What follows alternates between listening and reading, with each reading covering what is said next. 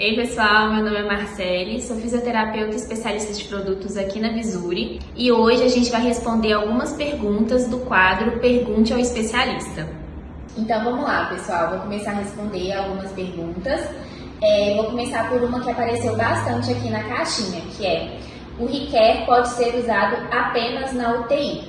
E não, ele pode ser usado em todos os ambientes que a gente se propõe a fazer a reabilitação. Então a gente pode usar em ambulatório, em home care, na enfermaria.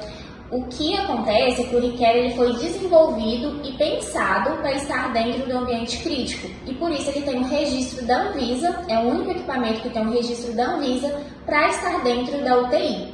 Então, isso não faz com que ele possa ser usado apenas ali, mas a gente tem um resguardo de utilizar ele na UTI, porque a gente tem todas as travas de segurança que a gente precisa para eletroestimular um paciente crítico. Então, isso até ajuda a gente quando a gente vai estimular, por exemplo, um paciente no ambulatório, um paciente que tem uma perda de sensibilidade, a gente sabe que não vai causar nada naquele paciente. O ultrassom de vocês tem assistência técnica no Brasil? Sim, todos os nossos equipamentos têm assistência técnica aqui no Brasil.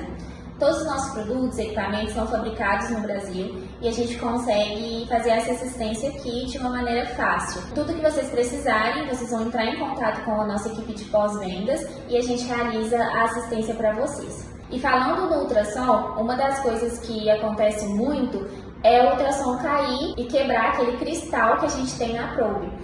E isso não precisa em utilizar o equipamento, a gente consegue fazer assistência aqui de uma maneira rápida para vocês continuarem utilizando o equipamento. Tenho dificuldade em tratar meus pacientes com eletro, muitos têm fobia. Pessoal, isso às vezes realmente acontece na nossa prática clínica, porque alguns pacientes já têm uma experiência negativa com eletro, ou então ele tem aquela angústia, assim, tá passando a corrente elétrica, ele tem uma sensação ruim. E a gente tem algumas estratégias para que isso não aconteça ou para a gente deixar a terapia mais confortável.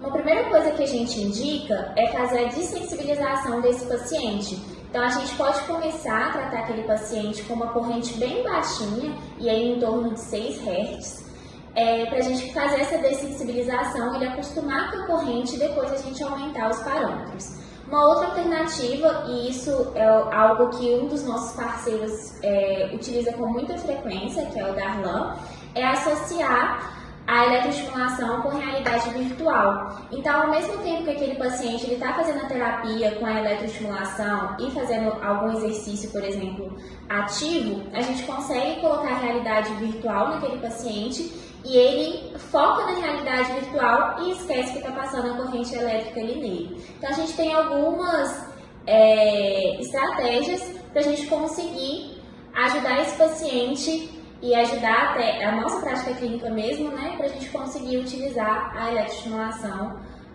para não ser desconfortável para o paciente. Trabalho com ortopedia. Tenho dúvida se é melhor investir em eletro ou em campo magnético.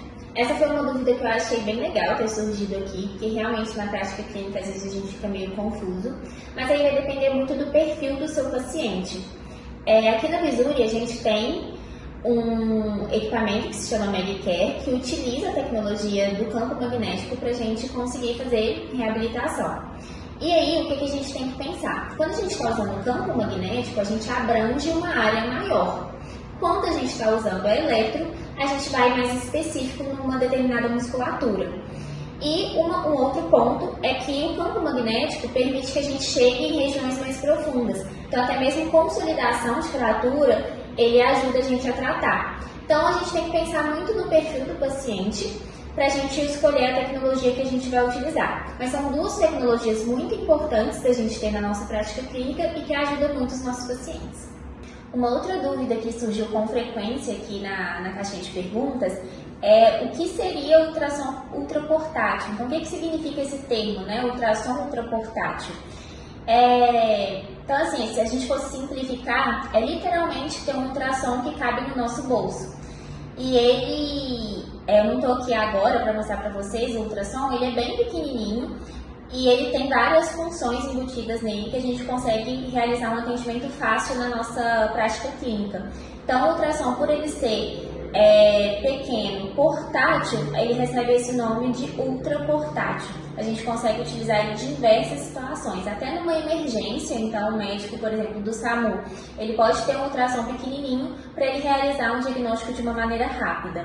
Essa pergunta agora que eu vou falar com vocês é uma dúvida que surge muito quando a gente vai dar treinamento. Se a eletroestimulação ela está indicada para crianças.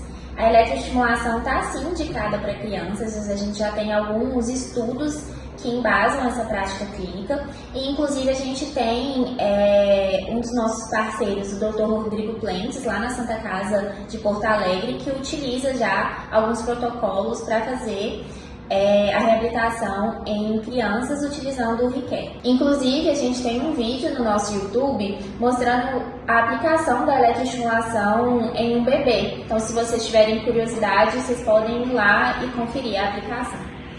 Pessoal, então foram essas as perguntas que a gente respondeu hoje na nossa caixinha, mas pode ficar tranquilo, quem mandou pergunta e ainda não foi respondido, a gente vai entrar em contato via direct e vai responder.